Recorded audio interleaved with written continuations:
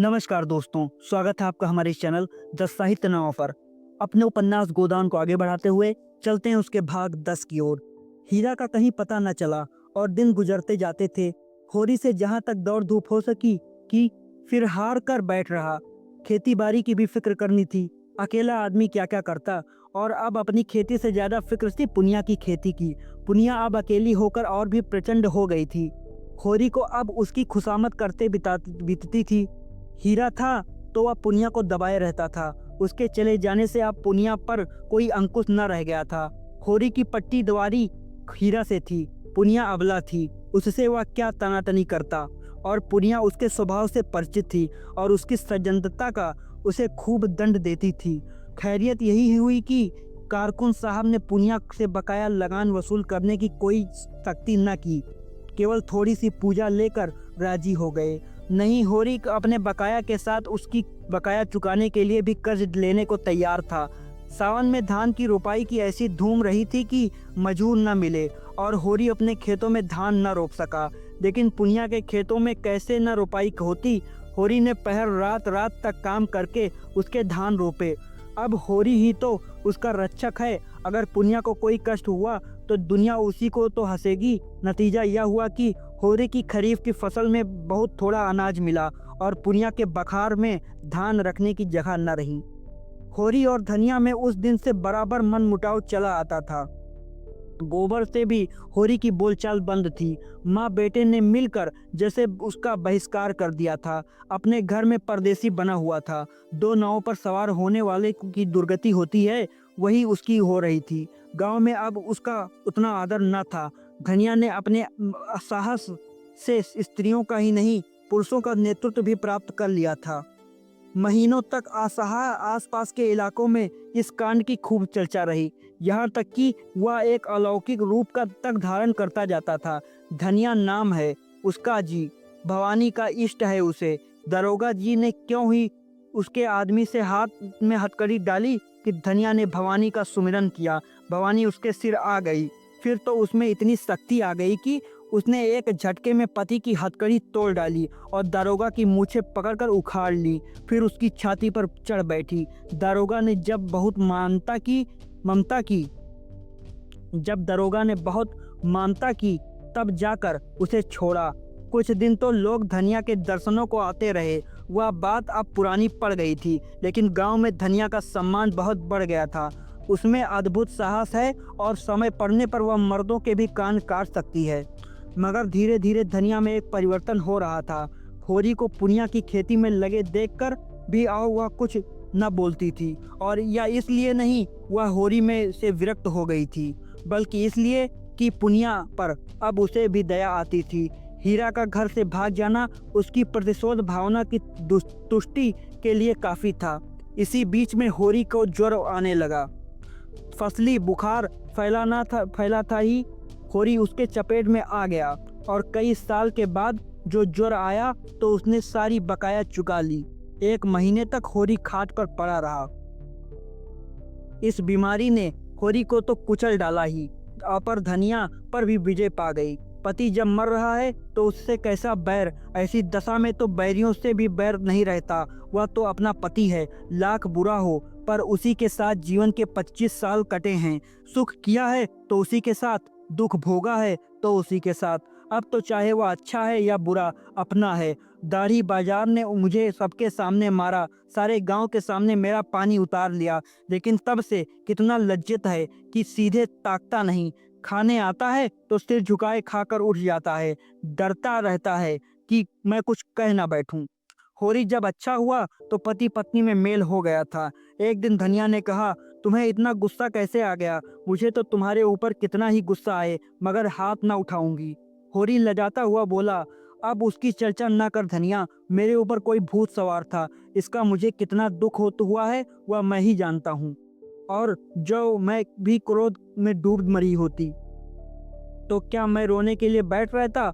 मेरी लहास भी तेरे साथ चिता पर जाती। अच्छा चुप रहो, बेबात की बात मत करो। गाय गई सो गई, मेरे सिर पर एक विपत्ति डाल गई। पुनिया की फिक्र मुझे मारे डालती है। इसीलिए तो कहते हैं भगवान घर का बड़ा न बनाए, छोटों को कोई नहीं हंसता, नेकी बादी सब बड़ों के सिर जाती है। माघ के दिन थे, महावट लगी हुई थी, घना टोप अंधेरा छाया हुआ था। एक तो जाड़ों की रात, दूसरे माघ की वर्षा, मौत का सा सन्नाटा छाया हुआ था। अंधेरा तक न सूझता था। होरी भोजन करके पुनिया के मटर के खेत की मेड़ पर अपने मड़ैया में लेटा हुआ था। चाहता था शीत को भूल जाए और सो रहे, लेकिन तार तार कंबल और कटी हुई मिरई और शीत के झोंकों से गीली पुआल, इतने शत्रुओं के सम्मुख आने का नींद में भी साहस न था। आज तमाकू भी न मिला कि उसी से मन बहलाता। उपला सुलगा रहा था, पर शीत में वह भी बुझ गया। बेवाए कटे फटे पैरों के पेट में डालकर और हाथों को जंघों के बीच में दबाकर कंबल में मुंह छिपाकर अपने ही गर्म सांसों से अपने को गर्म करने की चेष्टा कर रहा था। 5 साल हुए यह मिर्जई बनवाई थी। धनिया ने एक प्रकार से जबरदस्ती बनवा दी थी। वही जब एक बार काबुली से कपड़े लिए थे, जिसके पीछे कितनी सासत हुई, कितनी गालियां खानी पड़ी। और यह कंबल उसके जन्म से भी पहले का है। बचपन में अपने बाप के साथ वह इसी से सोता था। जवानी में गोबर को लेकर इसी कंबल में उसके जाड़े काटे थे, और बुढ़ापे में आज वही बूढ़ा कंबल उसका साथी है। पर अब वह भोजन को चबाने वाला दांत नहीं, दुखने वाला दांत है। जीवन में ऐसा हो कोई दिन नहीं आया कि लगान और महाजन को देकर कभी कुछ बचा हो, और बैठे बैठाए एक नया जंजाल पड़ गया। ना करो तो दुनिया हंसे, करो तो यह संशय बना रहे कि लोग क्या कहते हैं। सब यह समझते हैं कि वह पुनिया को लूट लेता है, उसकी सारी उपज घर में भर लेता है। एहसान तो क्या होगा, उल्टा कलंक लग रहा है। और उधर भोला कई बेर याद दिला चुका है कि कहीं सगाई का डाउल करो, अब काम नहीं चलता। शोभा उससे कई बार कह चुका है कि पुनिया के विचार उसकी ओर से अच्छे नहीं हैं। ना हो, पुनिया की गृहस्थी तो उसे संभालती ही पड़ेगी, चाहे हंसकर संभाले या रोकर।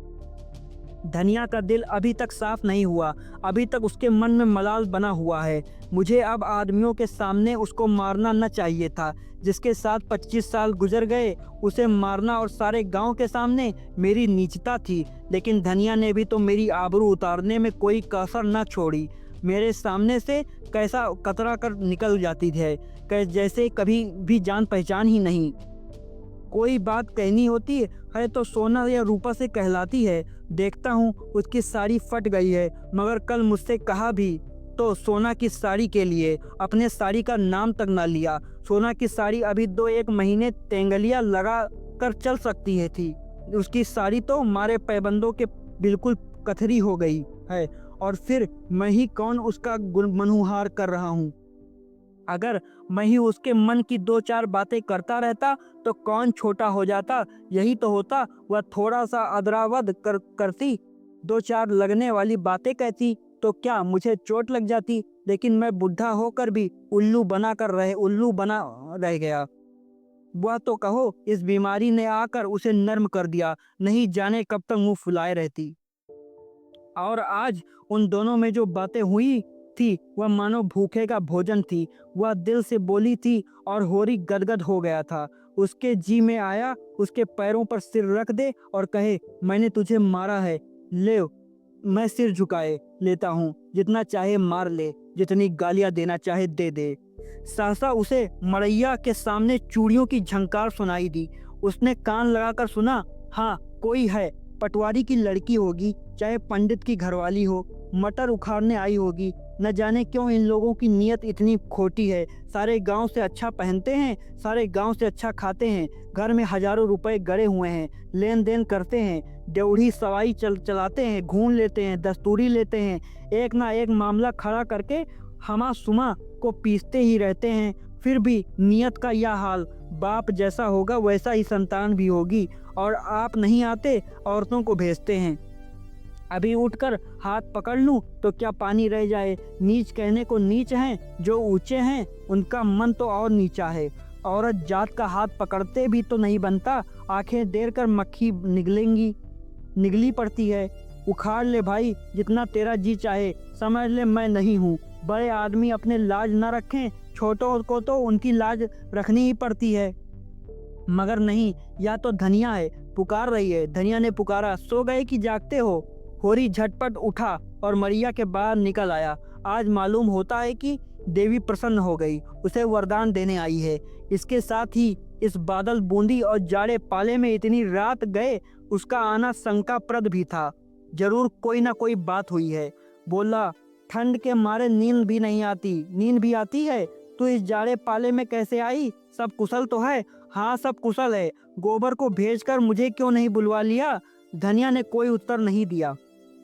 मरिया में आकर पुआल पर बैठती हुई बोली, गोबर ने तो मुंह में कालिख लगा दी।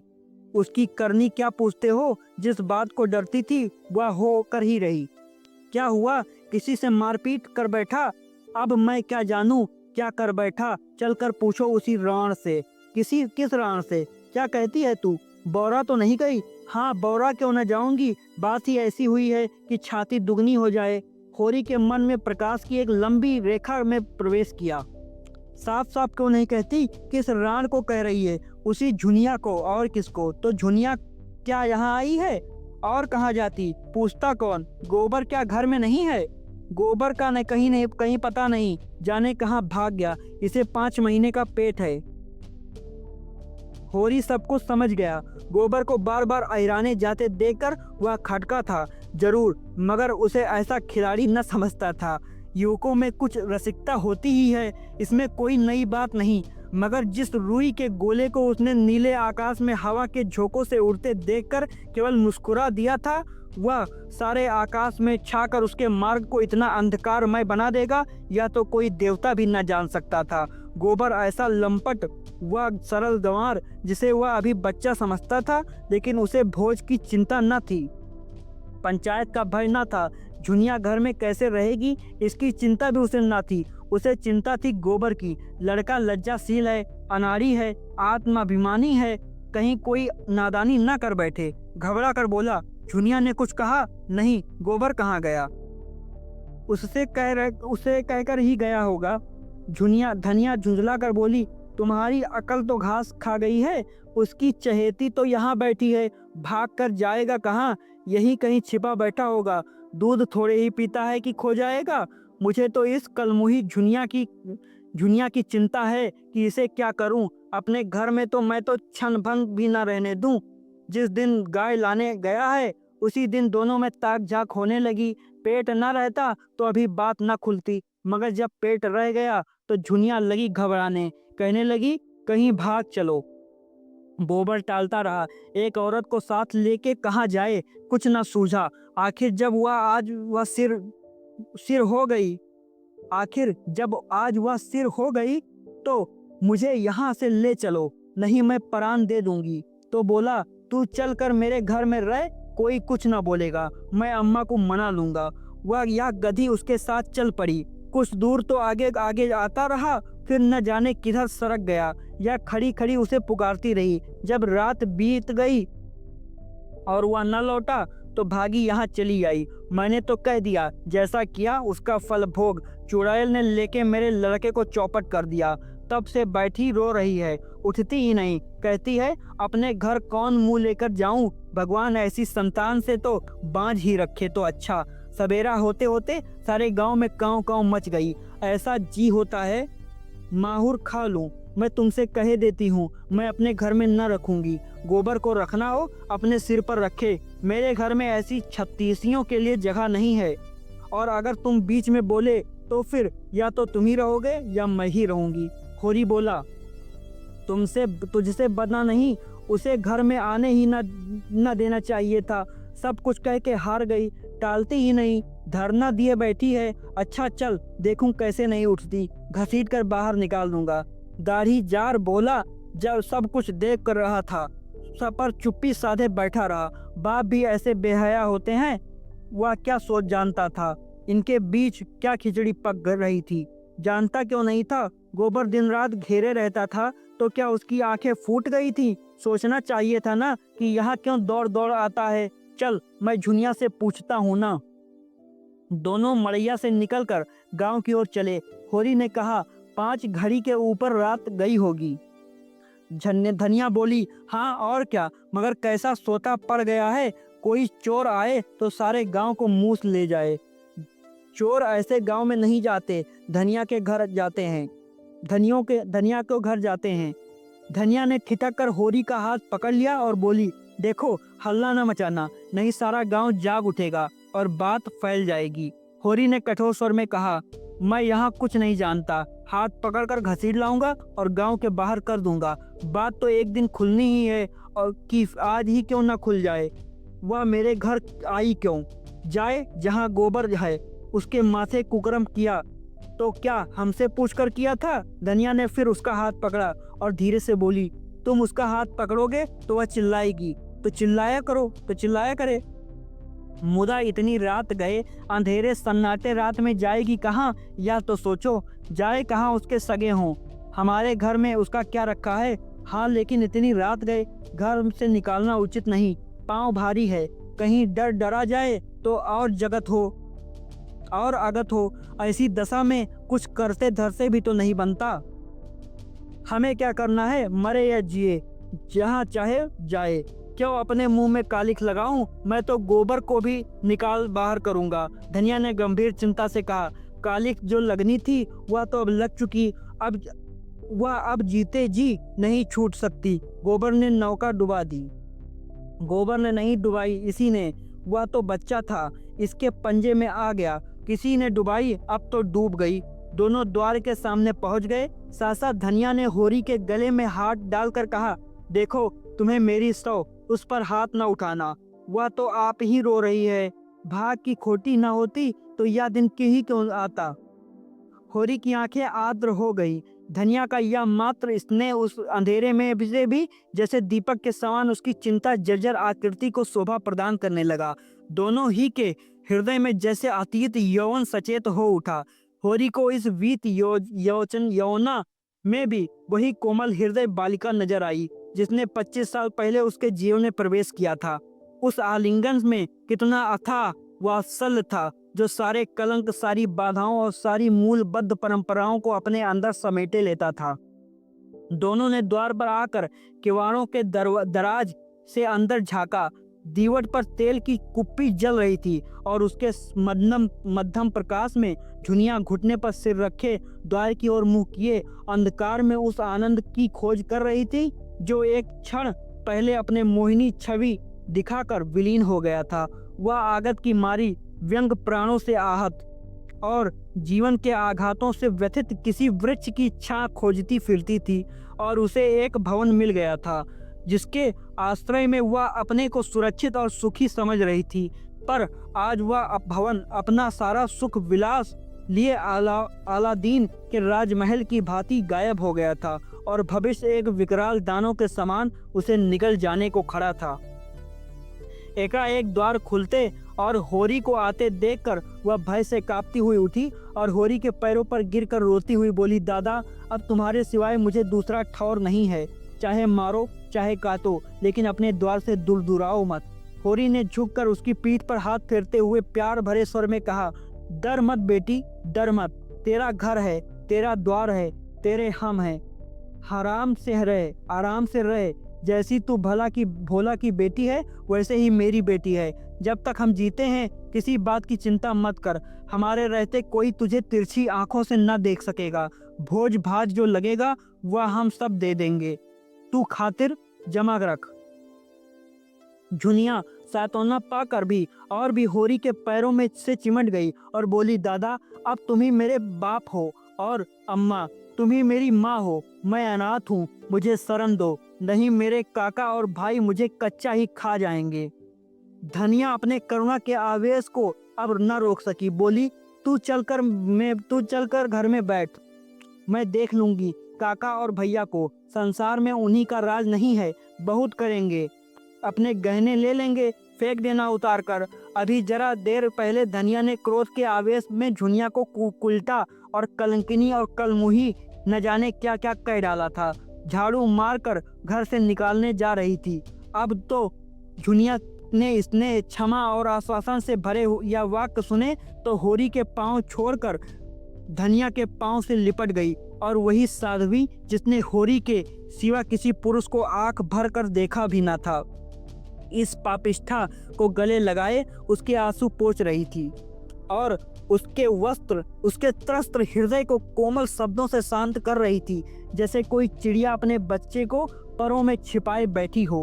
होरी ने धनिया को संकेत किया कि इसे कुछ खिला पिला दे और झुनिया से पूछा, क्यों बेटी, तुझे कुछ मालूम है गोबर किधर गया? झुनिया ने सिसकते हुए कहा, मुझसे तो कुछ नहीं कहा, मेरे कारण तुम्हारे ऊपर। या कहते कहते उसकी आवाज आंसुओं में डूब गई।